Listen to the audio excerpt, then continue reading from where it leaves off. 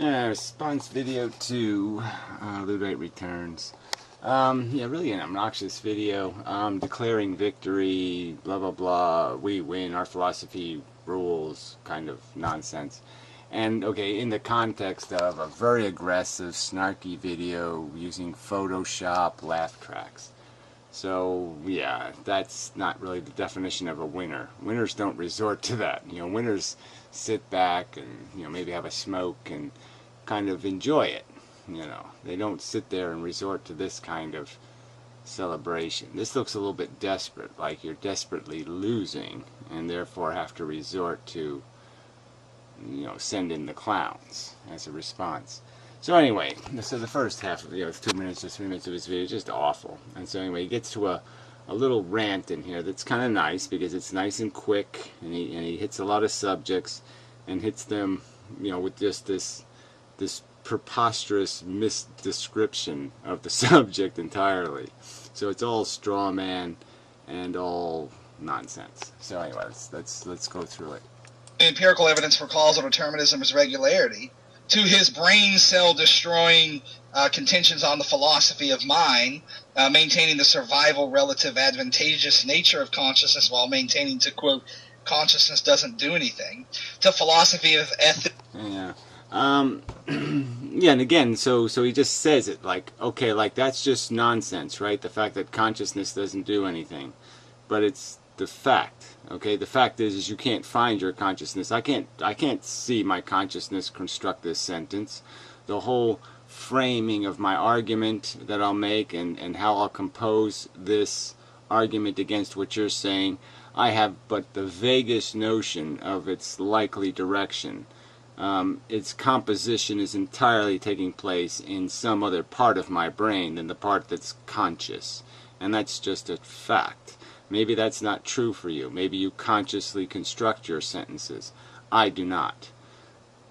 And it just seems clear that the programs have a heritage and an origin and an understanding that's much deeper than my conscious understanding, because they are able to be very articulate and sometimes come up with things that literally surprise my consciousness, meaning that they had to work on this in secret. My brain had to be working on it without my knowledge for it to be able to construct some of the complex ideas that come out just as sentences, like they were any other sentence.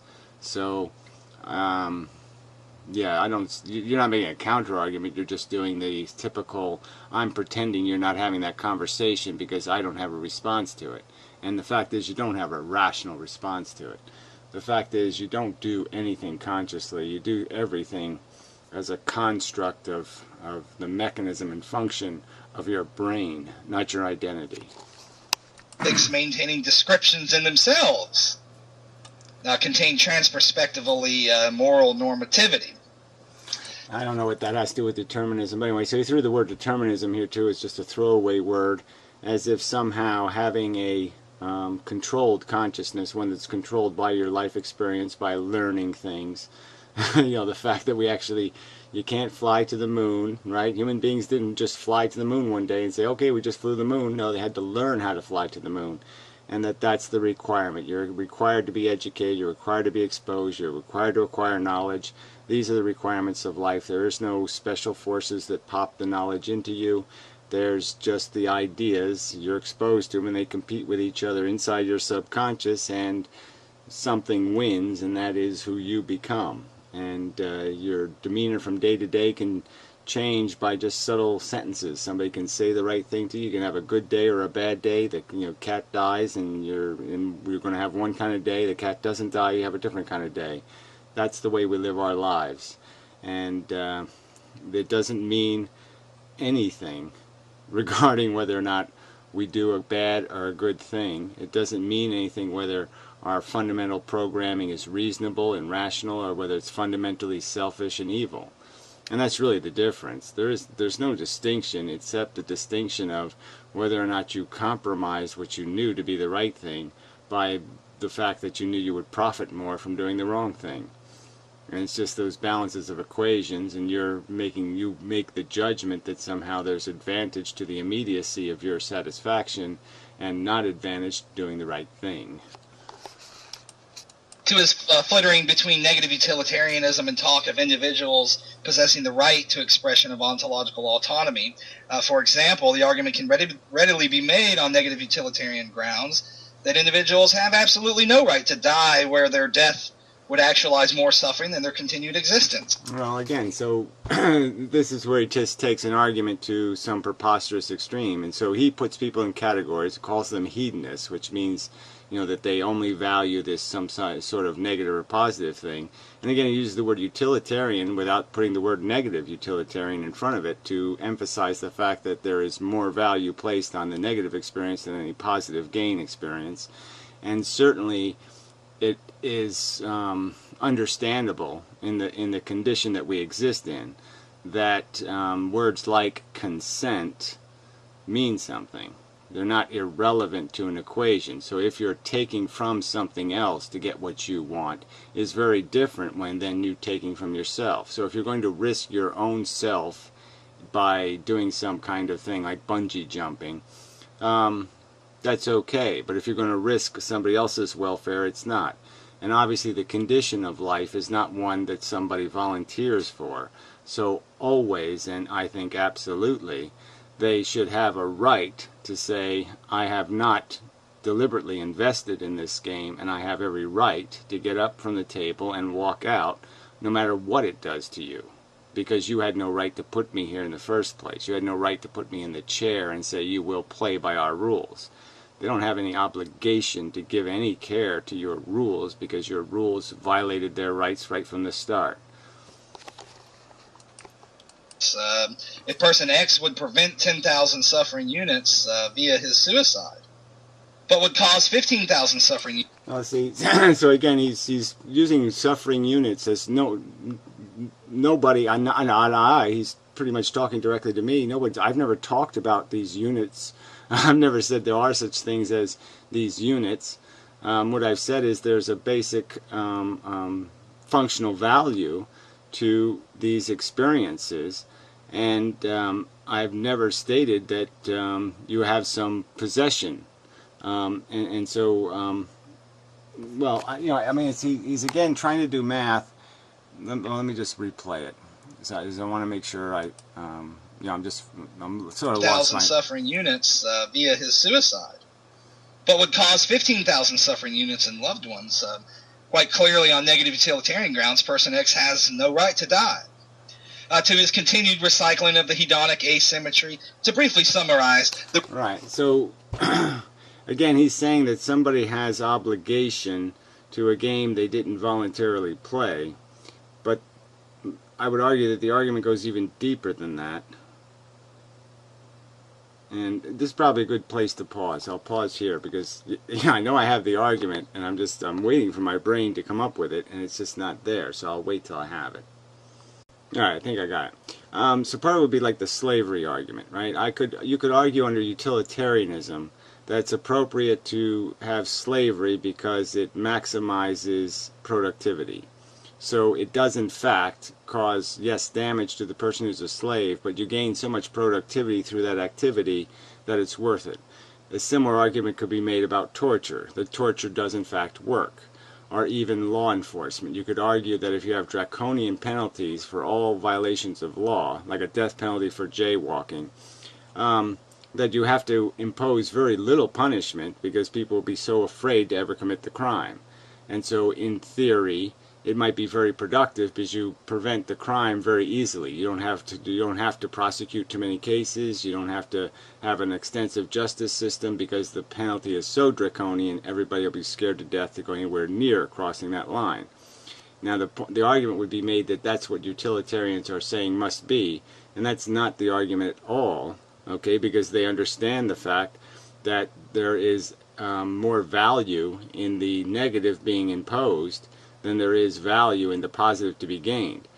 And that's the real argument, and that, because you have created a circumstance where this is necessary in the first place, you're the one that has to resolve the problem through something of your own you give, rather than taking it from somebody else. So you can't just pick a victim and say, I'm going to throw them in. Like, it's back to the argument of utilitarianism in the sense that if you're going on some joyride, you can't justify it. So you can only justify it as a compensation for a negative that has to exist, not a negative that doesn't need to exist. So if the negative that's existing that you're saying you're going to treat by torturing somebody, it's your obligation to demonstrate that the negative you're preventing wasn't preventable in the first place. That there was some good cause that it exists for.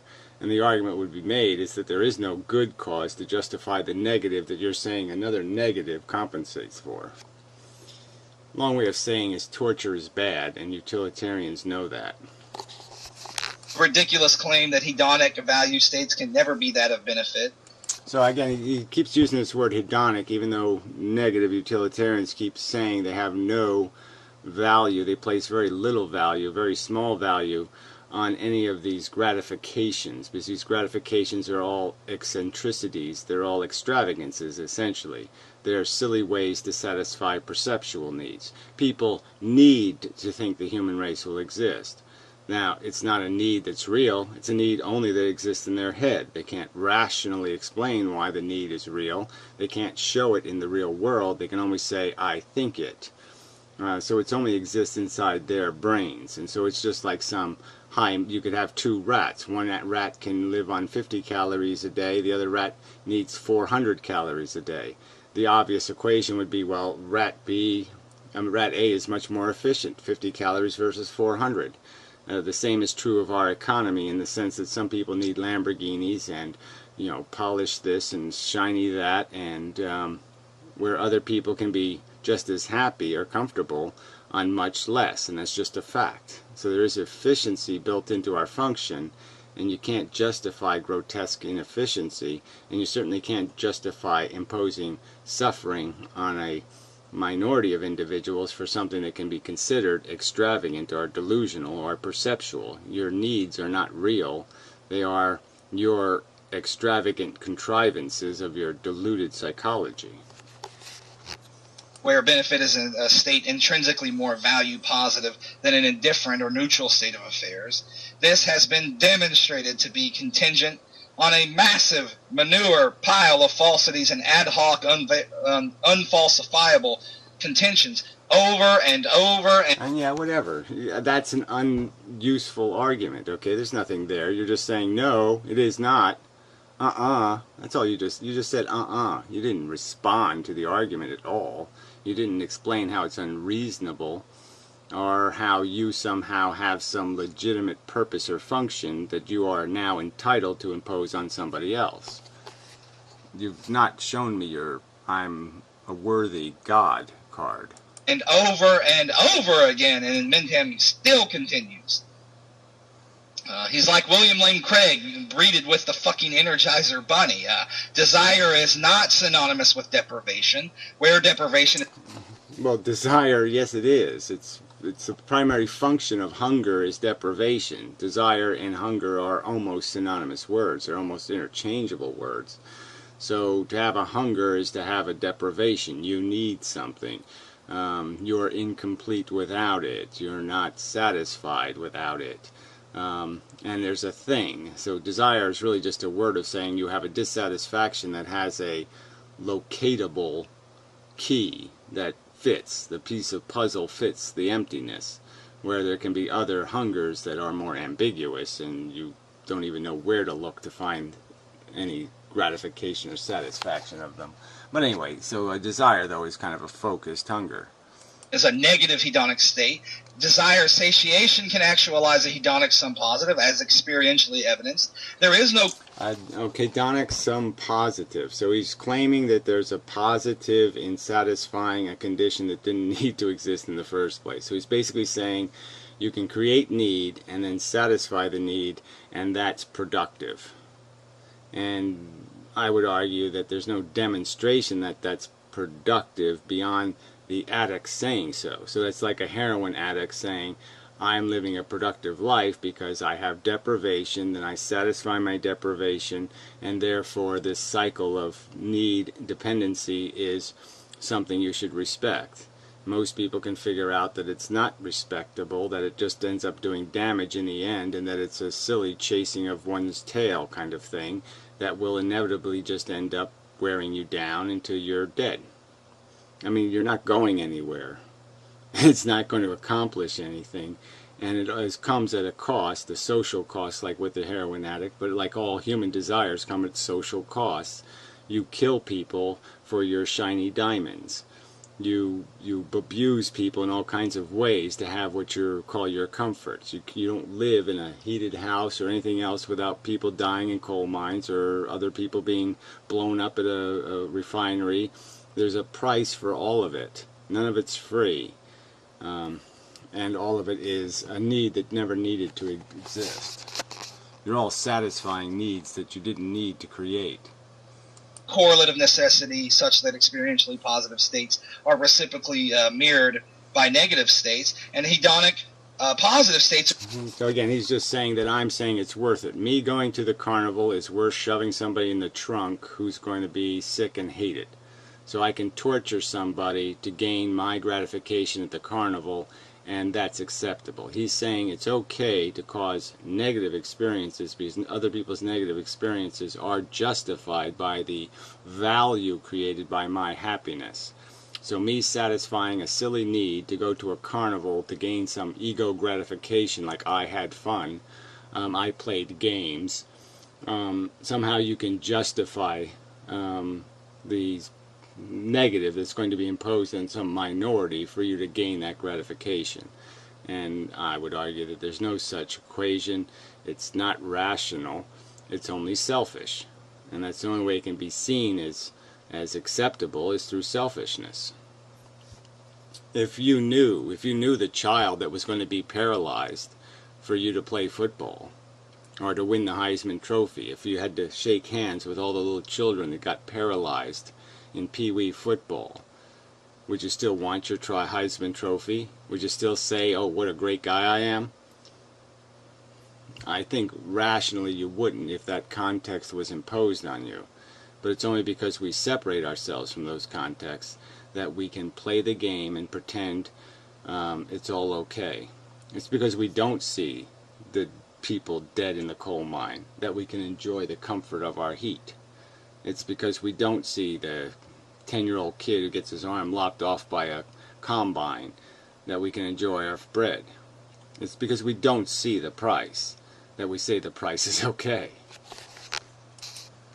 Are not of necessity conditional on hedonic negative states. To his fucking... Well, he's saying they're not conditional, and I mean, it's just silly to say. I don't think there's any gratification you can gain from the world or take from the world without there being a value exchange, in the sense that you will deprive somebody else of the, like you take a banana, somebody else can't have that banana, quite obviously, and they have to settle for something else, and maybe the something else is quite disgusting and awful, and maybe they'll die. You know, if you drink all the good water and there's only shitty water left over, that's the real world equation. There's no free lunch. There's nothing to be derived from the world that you can derive it freely. I mean, nothing is a practical matter. I'm not saying you can't have some sort of simple life and live independent of too much exploitation, because you certainly can. But that's always a complicated circumstance, right? It's very hard to just go into the woods naked and survive. And then if you did do that, the miseries and deprivations you would experience would be substantial. And you wouldn't like that. I mean, the only thing that makes life worth living is the fact that you can move that deprivation and that pain and suffering onto some unknown minority of people who will in fact have to live without their arm because it got lopped off in a combine. I mean, that's the only thing that makes it worthwhile to have what we have, is that we can take the same pain and suffering that it's made out of. We can take the work and effort and labor that generated it and move it someplace else where we don't have to see it. Laughable charge that procreators are playing God. Okay, so you think it's laughable, but you're not going to make any counter argument. A god is known by the very fact of creation. Every god I've ever heard of was a creator, all right? And so it is God playing fundamentally. You're taking the greatest power and authority there is to take, essentially. There's, killing somebody and giving birth to somebody. These are the things, right? And I'm certainly going to argue that creating life probably has more implication than taking a life. Because obviously taking a life, depending on how far advanced the life is, you can only take half of it away. And I would argue that in all likelihood that life is probably too expensive anyway. That life is too high a price. We all exist at the cost of a biosphere where zillions and zillions of animals die horribly every day. I mean, this is all little happy pictures, right? It's all little. They don't show the maggots eating in through the eyeball and chewing up their brains and them spinning in circles while the lions rip their flesh off. That's the reality. Every single day, the biosphere pays this huge price to provide us oxygen to breathe and an environment to live in. And you don't seem to want to account for any of that. Same anachronistic charge that religious fundamentalists make regarding stem cell research and genetic modification to his... Well, whatever. You want to keep comparing it to a religion when it's exactly the opposite of a religion. Go ahead, but I'm just going to keep saying that just points to your credibility, right? It's an incredible accusation to call a philosophy that denies the existence of the creation and denies the separation of the human from the biosphere and from the natural process as something worthy or something as a pinnacle organism of deliberate creation. I mean, it's quite obviously quite the opposite philosophy. And the argument is not one of dogmatic argument. It's an argument based on psychology and the fact that we can tell the difference between a rat that needs 50 calories to be happy and a rat that needs 400 calories to be happy. We can see the obvious efficiency difference. Talk of procreation as imposition, while cotemporally denying moral agent responsibility. Well, no one's denying moral agent responsibility. So again, determinism does not change the fact that you're an asshole. Okay, the fact that a rabid dog is not malicious in its rabies, the fact that it has no volition, it has no intent, doesn't change the fact that it's a rabid dog and that you have to shoot it or cage it or do something horrible to it because it's a menace. And human beings can still be a menace. They can still be assholes. They can still be called broken. They can still be called a shitty computer that doesn't work right, even though it's deterministic, right? If I get a computer and it sucks, right? The CPU's burned out and it doesn't work right and it does its math wrong and it fucks up. The fact that it's deterministic doesn't change the fact that it's broken. It doesn't work well. And I would sit there and take the CPU out, or I'd buy a new one. I'd throw it in the garbage. And the same truth exists for human beings. The fact that you're an asshole doesn't make you, because of determinism, doesn't undo the fact that you're an asshole. It doesn't make you non-asshole if you're an asshole. If you're broken and stupid and ignorant, you're still all of those things, whether there's determinism or not.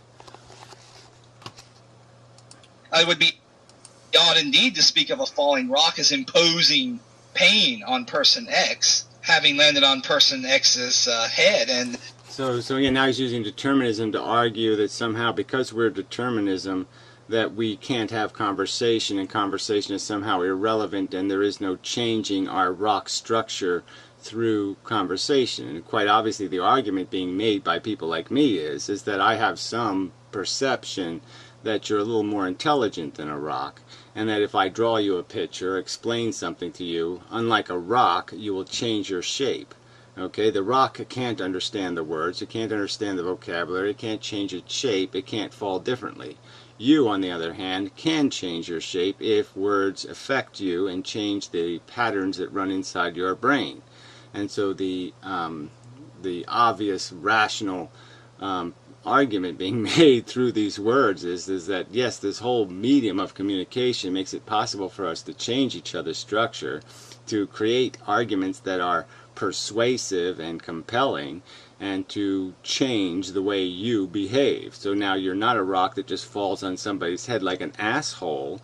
You can now prevent yourself from being an asshole, because the you inside of you, the programs running, will now run right instead of wrong. It's like we can fix the CPU, we can fix flaws in the software by just sending a little bit of a viral bit of code, and that little bit of code will fix the flaws in your perception. And the flaw in your perception is your preposterous ego, and your sense that you have some entitlement, because nature gave you sperm and a penis, that you have some entitlement to go shoot that gun any old place you want to.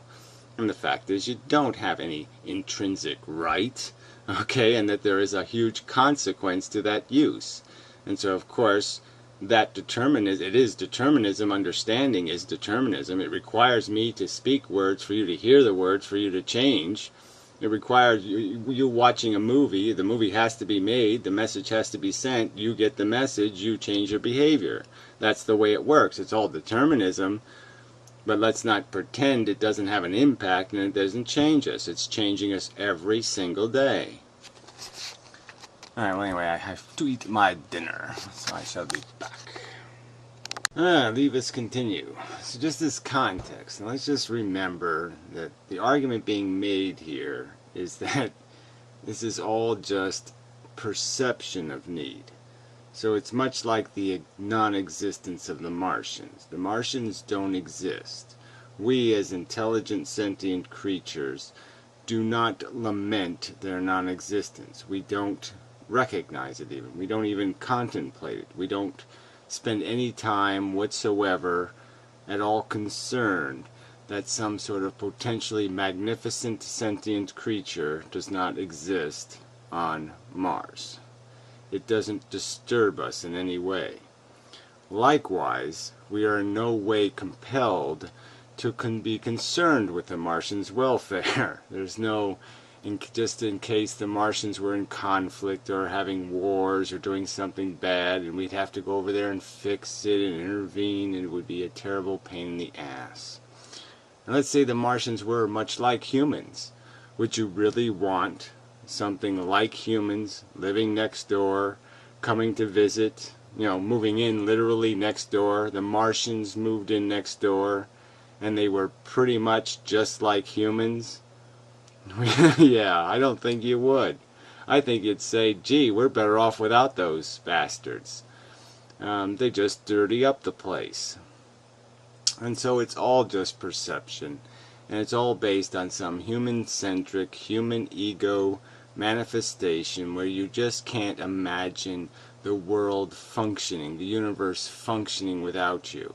But just like the universe functions without the Martians, or the Plutonians, or the Venetians, or the Mercuryites, or the Moonikins, or the whatever zillion other little planets you can come up with, the universe would function just fine without humans, without any risk of anyone being imposed upon, by anyway being tortured so you could play a game that doesn't need to be played. Obviously, the need doesn't need to be created. The need doesn't need to be created. And it only opens the door to risk and danger. Alright, let's continue.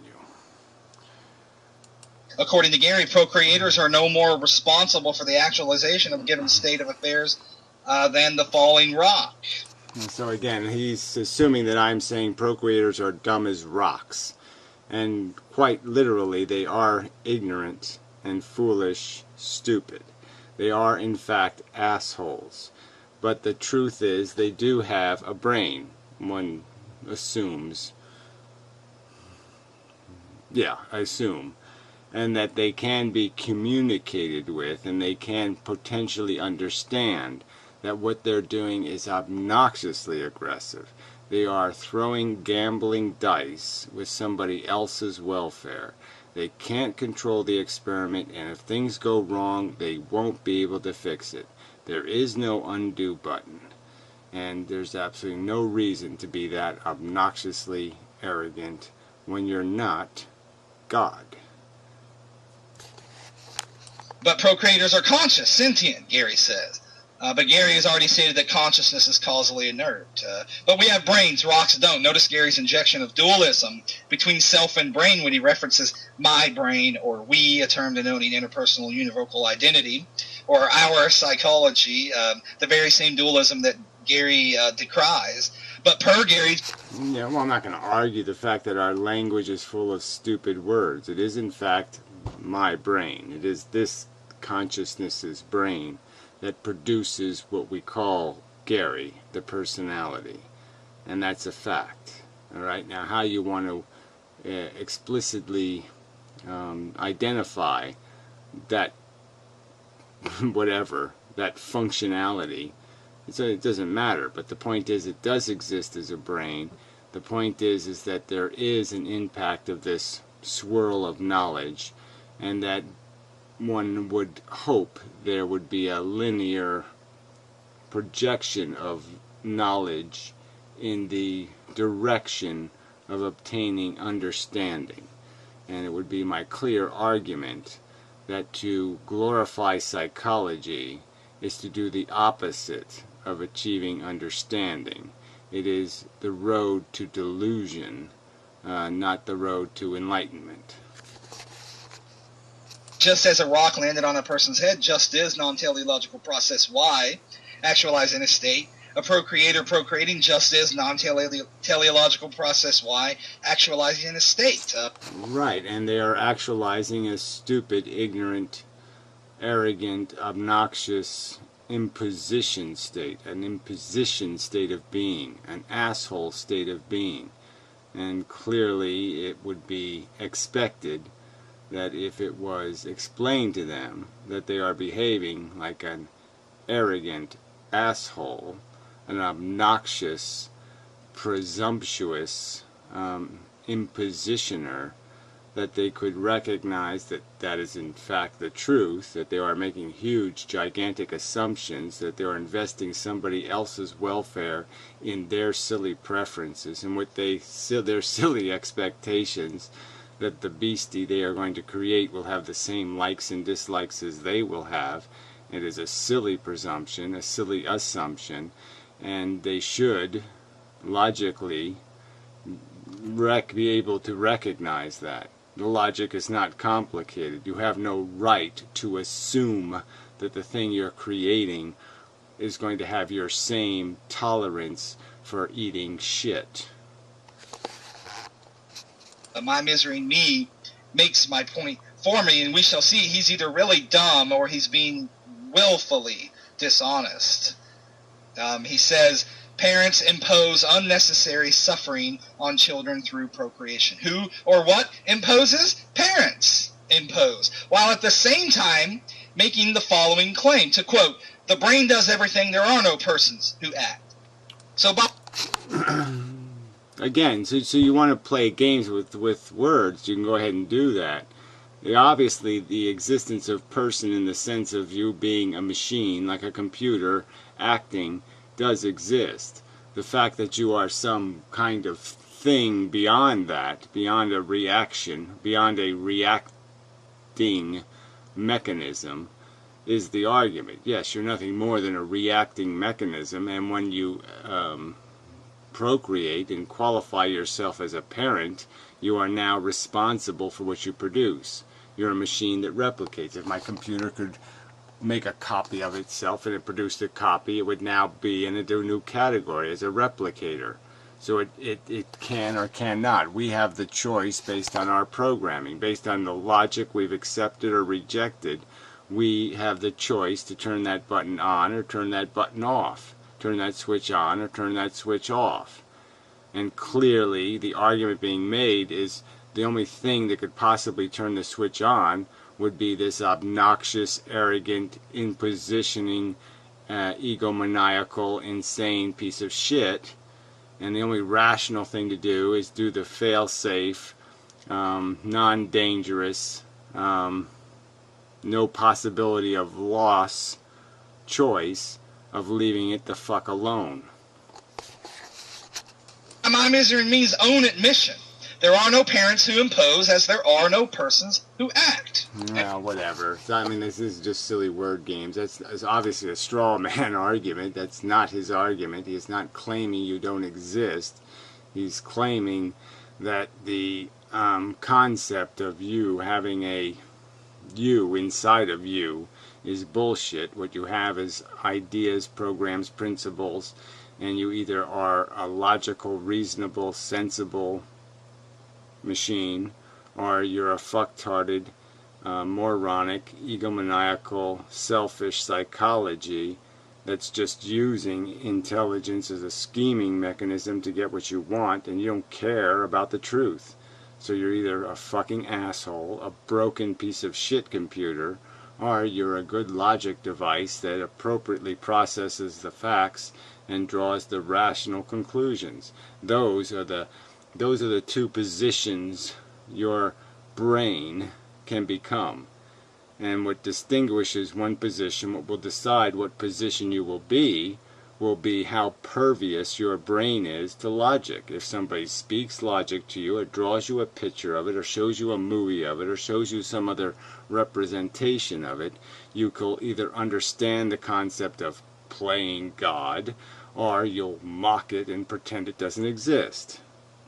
And that'll be based on how pervious you are to logic, how reasonable you are as a thinking device. If you're unreasonable, you'll just mock the idea and say, ah, ha, ha, whatever, blah, blah, blah. Or if you're reasonable, your brain is pervious to logic, you'll realize, I don't have the authority to play God. If I'm actually doing something that looks like God playing, then maybe somebody should critique that and explain it to me, because that's a very dangerous thing for a non-God to be doing. An incompetent should not be playing God, and there's absolutely no evidence that humans are competent, that they can control the experiment, that they can prevent the harm, and that they can undo the harm. So they can't do any of those things, so this is not a game they can play safely, and therefore they shouldn't play it. Just like they shouldn't build nuclear power plants that aren't sufficiently fail-safe. If they can't make it sufficiently fail-safe, they have no right to impose the danger on the environment or the people that will be subjected to the potential destruction of their life. Gee, not complicated, asshole. So anyway, the rest of his video is probably shit, so this is enough. He's made 2 more slop videos. One of them whining because people point out that life on Earth has been created through zillions and zillions and zillions times the speed of light squared processing experiments. Animals have been tormented and tortured essentially through this horrid mutation process to achieve the glory of our silly, eccentric, imbecilic game playing.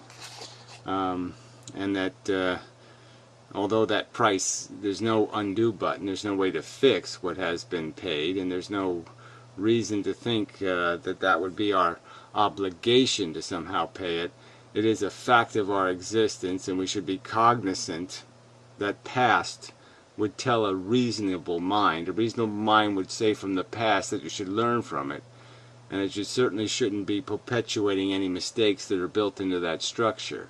And that if it was done wrong in the past, and very wrong and very wasteful, that maybe you have an obligation to do better in the future. And if you can't guarantee that, or produce some expectation that that's where you're heading, then you have no right, again, to play the game. So whatever, fuck you, turd. You're obnoxious. I mean, let's just point out that he has in this video images of other people where he plays laugh tracks over them. So he's resorted to essentially Photoshop and laugh tracks to make his arguments, which in my estimation is evidence of defeat, not victory. Yeah. So anyway, because they're so funny, how do they justify their awful videos? And this is not an example of an awful video. No, I think you're the one who needs to justify yourself. Sorry, buddy. Way too short. Yeah. I mean, really, you just make me more confident. I mean, you're not putting any dents in my confidence in my position when you resort to lies and straw men and misparaphrases and plain mockery.